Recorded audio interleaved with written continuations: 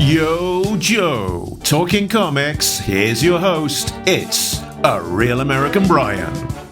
Alright, it's time to read some more G.I. Joe, A Real American Hero. Issue number 24. We have a Mike Zeck cover with the first cover appearance of Duke, Roadblock, and Storm Shadow. The Commander escapes. Larry Hama's writing, and Russ Heath is providing the art. Russ also helped with some of the character design on the cartoon. Some Joes have parachuted down into the remote Rockies with Cobra Commander as their prisoner. Grunt and Roadblock start staking down a cable as Cobra Commander spots a cargo plane coming in low. Duke tells Cobra Commander this location is impossible to sneak up on, and if it had fortifications, 5 men could hold off an army. Wild Bill and Ace, flying the cargo plane, tell Airborne in the back to toss the hook out. The hook connects with the cable, and the cargo is pulled out of the plane and dropped into the snow. Another prefab fortress, and Duke is going to let Cobra Commander help put it together. In the Cobra headquarters, Major Blood walks in on Destro, who is ready to shoot him for what he did. Then Baroness steps out. Destro is shocked to see her alive. She informs Destro that Major Blood saved her, and Cobra Commander is now a prisoner of the Joes, and there is nothing stopping the two of them from taking over Cobra. Major Blood reminds her there are 3 of them. A mysterious man on a motorcycle is watching McGuire Air Force Base and reporting what he is seeing back to Storm Shadow. Storm Shadow is with some other Cobra troopers in a plane, flying around looking for where the Joes have taken Cobra Commander. The Joes go over all of the air defenses with Cobra Commander, making sure he knows how impossible a rescue is.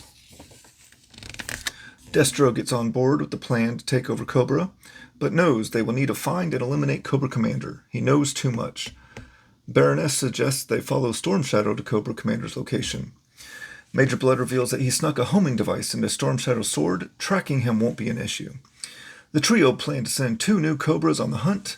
We get our first appearance of Wild Weasel and Firefly.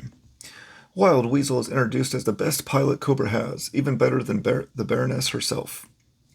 And Firefly, well, if you get him to the target, it is safe to say it will be eliminated.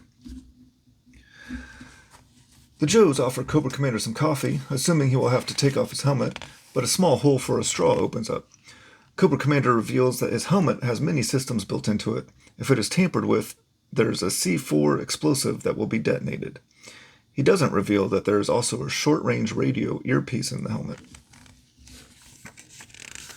The Cobra plane has been able to locate the Joes and Cobra Commander. When the pilot begins discussing getting closer with Storm Shadow, he turns around and the ninja is gone. Cobra Commander receives a radio message in his helmet from Storm Shadow, telling him he needs to get outside in the open. He tells the Joes he needs some fresh air. Grunt and Rock and Roll get up from the poker game to take Cobra Commander for a walk. Cobra Commander keeps looking to the sky when suddenly what should appear but a ninja flying the claw. Cobra Commander knocks the Joes over and Storm Shadow scoops the Commander up. Roadblock runs out and shoots at the claw, hitting one of the fuel tanks and causing it to leak fuel behind as it flies away. Duke begins opening up the last crate. Cobra Commander tells Storm Shadow with half the fuel they will never be able to get both of them back. One of them will have to stay behind. Duke gets in the Skyhawk and takes off after the Cobras. Storm Shadow agrees to stay behind while Cobra Commander flies back to the plane. We see the Skyhawk has caught up to them. The Skyhawk begins shooting at Cobra Commander, so of course he calls to Storm Shadow for help. The ninja tells him to bring him back around to the clearing and he will take care of it. He begins putting his weapon together and climbs a tall tree. Gung-Ho and Roadblock spot Storm Shadow in the tree and know that Duke is flying into a trap.